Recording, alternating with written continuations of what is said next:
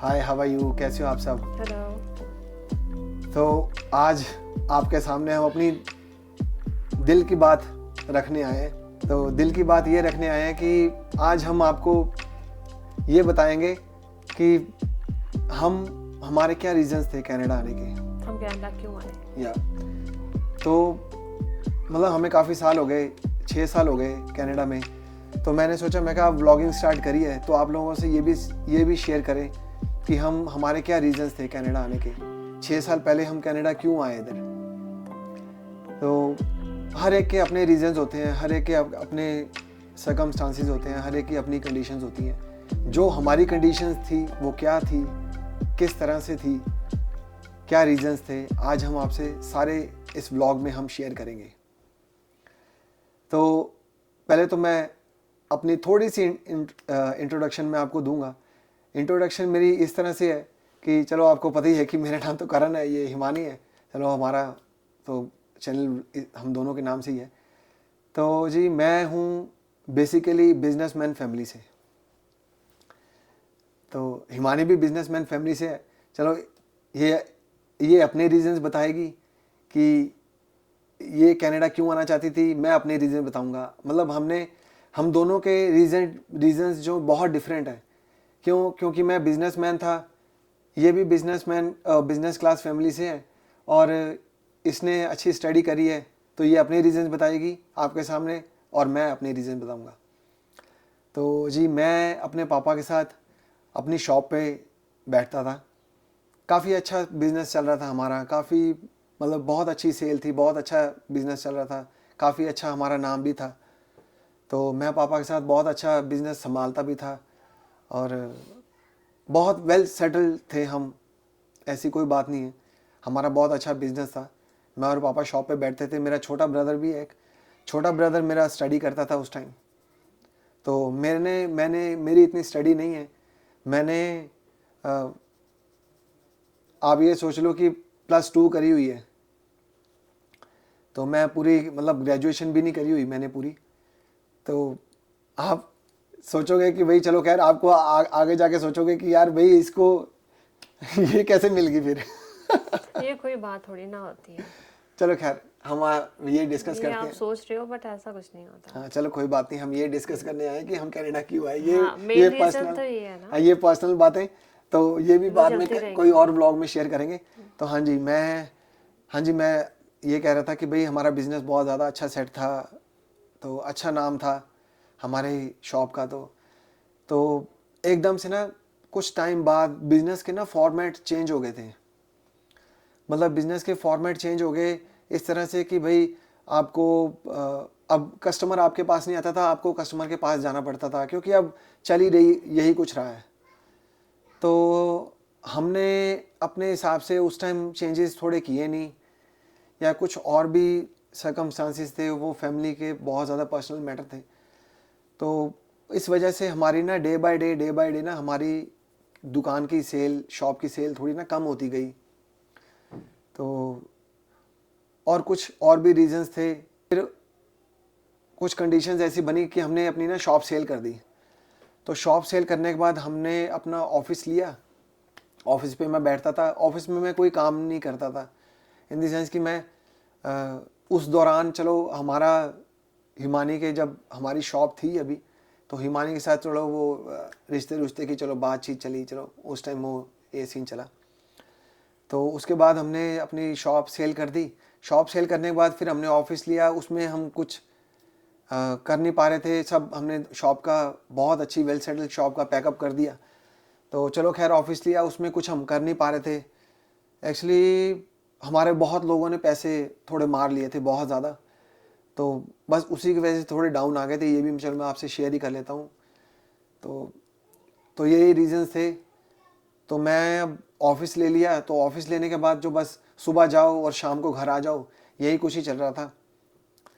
मेरे को दिमाग में सोच पड़ती थी कि यार मैं अगर यही कुछ ही चलता रहा तो मैं आगे अपनी फैमिली को, क्योंकि आगे जाके देखो सभी अपनी पर्सनल फैमिलीज बन जाती हैं, हस्बैंड वाइफ हैं, उनके बच्चे हैं, ठीक है। आपको ही सारा, हस्बैंड को ही सारा, मतलब वाइफ को भी मिल के सारा मैनेज करना पड़ता है, ठीक है, क्योंकि आगे बच्चों का फ्यूचर भी है, सब कुछ है। तो मेरे को कुछ नहीं दिखता था इंडिया में कि मैं क्या कैसे करूँगा मैनेज, मैं कुछ करता तो हूँ नहीं, तो मैं क्या करूँगा। तो ये सबसे बड़ा रीज़न था कि मेरा कनाडा आने का मन बन रहा था। तो हम आपस में बात करते थे, हिमानी भी मेरे को कहती थी कि भाई जो हिमानी मेरे को कहती थी वो हिमानी अब अपने आप बोलेगी। हाँ, मेरा एक्चुअली मैं कहती थी कि हाँ मुझे जॉब करनी है, बट इनकी फैमिली में मेनली करण का ये रीज़न था कि नहीं तूने जॉब नहीं करनी, और मेरा मन था जॉब करने का। क्योंकि हमारी फैमिली में हाँ। कभी किसी ने लेडी ने जॉब नहीं करी, पर मैं ये कहूँ मेनली करण ज़्यादा पॉजिटिव थे इस चीज़ के लिए हाँ कि हाँ मैं जॉब में, मेरे को अपॉर्चुनिटीज़ मिली भी जब मैं एमबीए कर भी रही थी, बट स्टिल करण नहीं माने क्योंकि उस वक्त रोका हो चुका था। हिमानी ने अपनी एमबीए की फाइनल एमबीए मार्केटिंग में करी है। फाइनल इसने मेरे ख्याल शादी के 2-3 महीने पहले कंप्लीट करी थी। पर रोका पहले ही हो चुका था। हाँ सो मैंने करण को पूछा भी, हाँ मुझे अपॉर्चुनिटी मिल रही है यहाँ पे चंडीगढ़ में जॉब मिल रही है, बट करण कहते नहीं। बस मतलब ये है कि हिमानी ना ये है कि मतलब ज़्यादा नहीं बोलती है कुछ ऐसे कि ठीक है यार इसका बहुत मन था, चलो हमारे घर के जो रूल्स नहीं कहते कि जो हमारे घर की थोड़ी ऐसे थी कि कई लेडीज़ हमारे घर में किसी लेडीज़ ने जॉब नहीं करी, तो इसके रीज़न की वजह से हिमानी ने भी अपना मन को दबा लिया।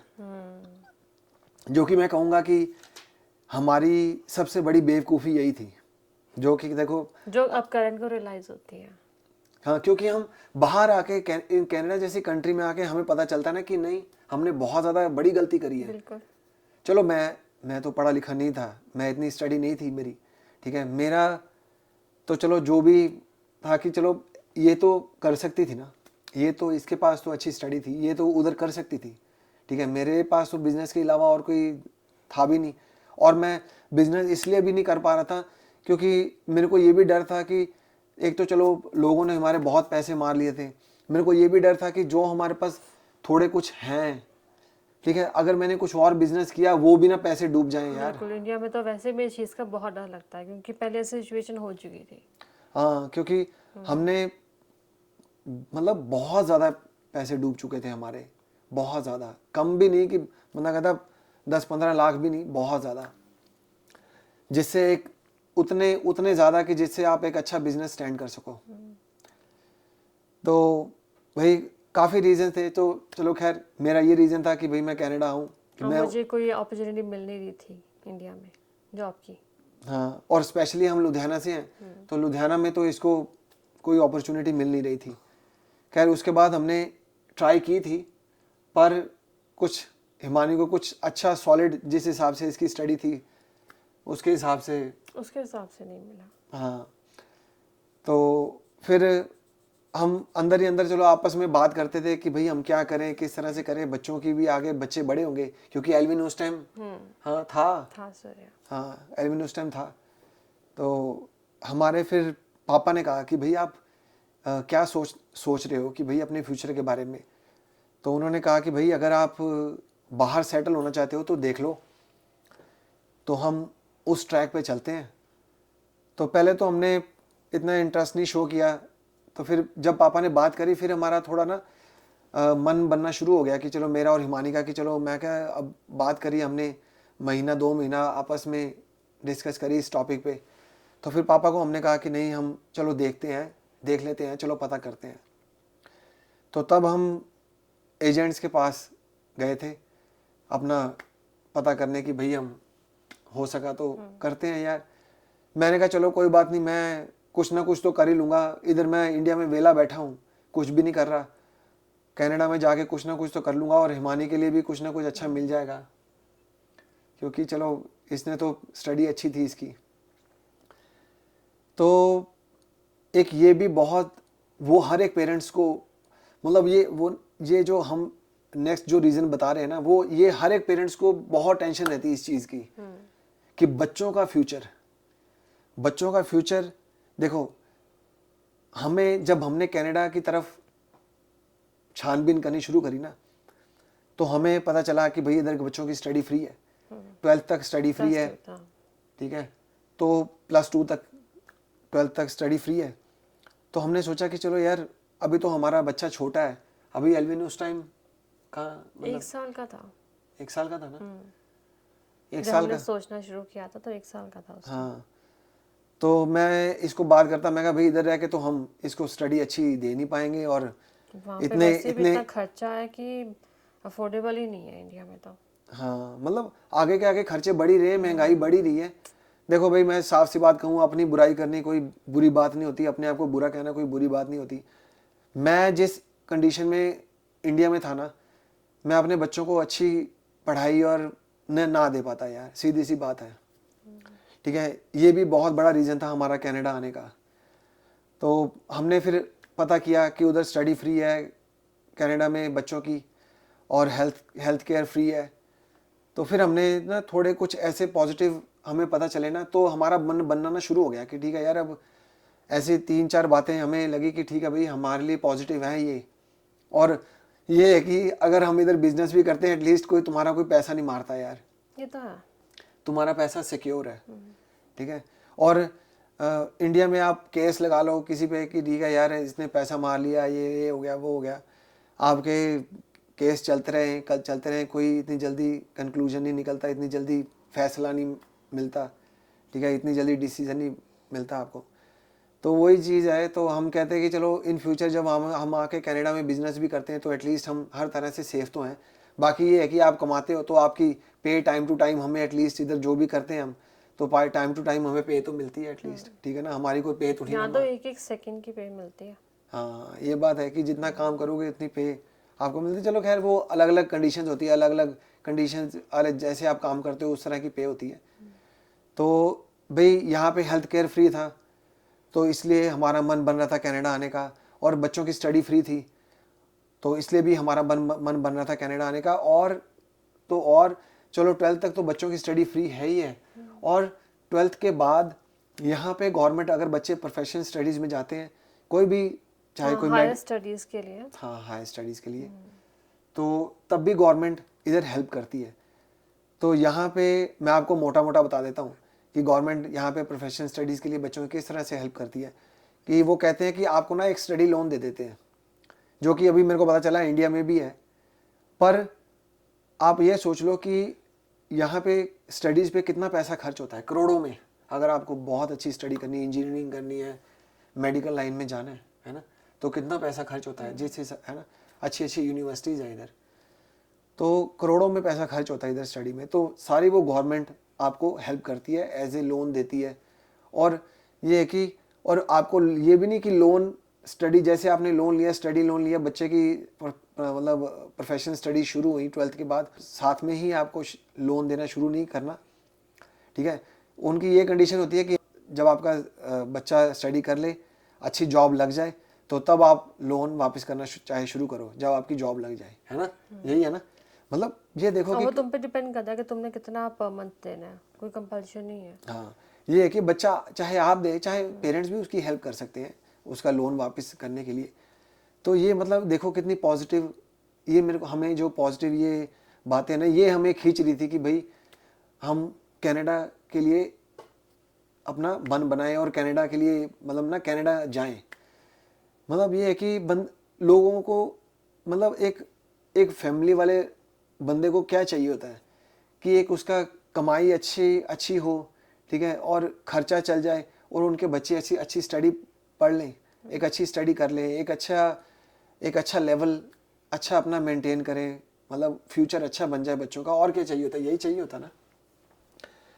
तो हिमानी के अलग रीजंस थे कनाडा आने के कि भाई मेरे को जॉब करनी है, उसके लिए भी इधर अच्छी अपॉर्चुनिटीज़ थी, और मेरे लिए भी अच्छी अपॉर्चुनिटीज़ थी, चाहे मैं बिजनेसमैन था पर फिर भी।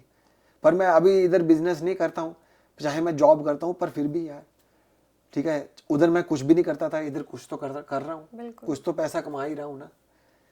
तो ये मतलब बहुत बिग रीजंस हैं ये, मतलब ये तो मेन रीज़न होते हैं कि भाई आपका मन इसलिए बनता है कि भाई कनाडा कहीं शिफ्ट होने का, या कहीं भी दुनिया के किसी भी कोने में शिफ्ट होने का, कि भाई हमारा फ्यूचर एक अच्छा हो जाएगा, एक अच्छा हम अपना लेवल मेंटेन कर सकते हैं उधर जाके।